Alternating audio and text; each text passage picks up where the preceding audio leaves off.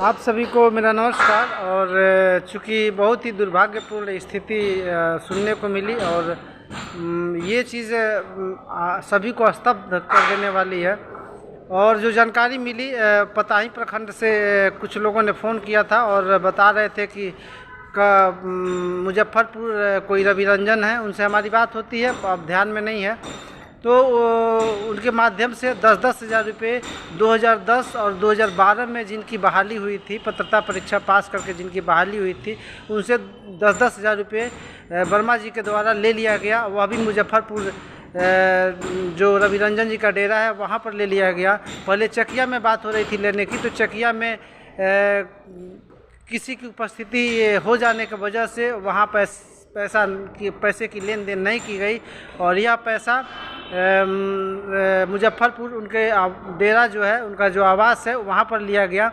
और ये बहुत ही दुर्भाग्यपूर्ण स्थिति है। अगर इस तरह का काम हुआ है तो आप सभी से निवेदन है, 2010-12 और जितने भी केस में से संबंधित लोग हैं वह सचेत हो जाएं। किसी को अभी मोटे रकम देने की ज़रूरत नहीं है, ना पैसे देने की ज़रूरत है। आपका काम सरकार के द्वारा किया जा रहा है, माननीय मुख्यमंत्री के द्वारा किया जा रहा है और उसमें माननीय मंत्रीगण हैं जिसमें आपके इस काम में सहयोग कर रहे हैं, मदद कर रहे हैं। तो आपको किसी अन्य को देने की ज़रूरत नहीं। पैसे और मोटे और 10-10 हज़ार 5-5 हज़ार रुपये जब बेरोजगारी है, इस तरह की समस्या है, तो आपको देने की ज़रूरत नहीं है। जो नेतृत्व करता है आपका और जो कुछ जानता ही नहीं है उसको तो और देने की ज़रूरत नहीं है। वह भी आज देखिए, मैंने वीडियो बनाया था, मैंने कहा था कि आचार संहिता के पहले होगा, और जब हम लोगों को इस बात के लिए स्पष्ट कर दिया गया था तो हम लोगों ने वीडियो बनाना छोड़ दिया था। लेकिन जैसे ही पताही प्रखंड के कुछ लोगों का फ़ोन बजा और उन्होंने कहा कि ये गलतफहमी की वजह से 10-10 हज़ार रुपये ले लिए गए और मुजफ्फरपुर में लिया गया, तो उन साथियों से मेरा अनुरोध है कि आप लोग उनके घर पर पहुंचकर उस पैसे की वसूली करें और सभी लोगों के सामने आप लोग आकर और बताएं कि आपसे इतना पैसा लिया गया और बड़े पैमाने पर आप लोगों से ठगी हुई, वसूली हुई, और वह भी कैश लिया गया है पैसा। जो जानकारी मिली है ये दुर्भाग्यपूर्ण है, अकाउंट पर नहीं लिया गया।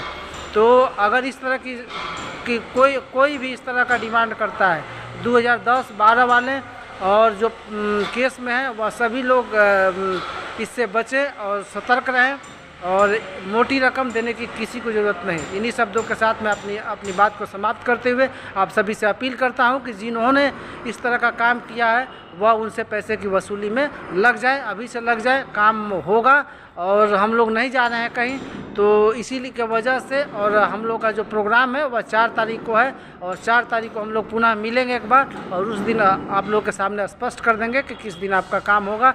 4 तारीख को होगा या 2 तारीख को होगा या 3 तारीख को होगा, जो भी होगा आचार संहिता के पहले आप लोगों का काम हो जाएगा।